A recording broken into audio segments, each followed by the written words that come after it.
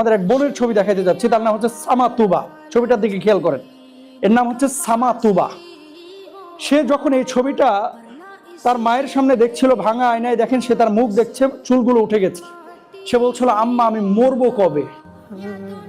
কেন তুমি মরবা কেন? বলছে, আম্মা আমি মরে যেতে চাই। কেন? সে এই নার্ভাস শকের কারণে ডাক্তাররা বলছে তার চুলগুলো সব উঠে যাচ্ছে। গাজার বাচ্চা এই সামা তুবা, এই মেয়েটি দুনিয়াতে বেঁচে থাকতে চাচ্ছে না। কেন? মরে যেতে যাচ্ছে বোমার শব্দে। এই যে যেখানে সেখানে মানুষ মরা লাশ পড়ে থাকতে দেখছে, কারো বাবা নাই, কারো মা নাই, কারো বাচ্চা নাই, খাবার দাবার পাচ্ছে না, রুটি পাচ্ছে না। এই জন্য বলতেছে আমি জান্নাতে গিয়ে আল্লাহর কাছে রুটি খাবো। আল্লাহু আকবার বলি একবার। আল্লাহর কাছে জান্নাতে গিয়ে রুটি খাবে।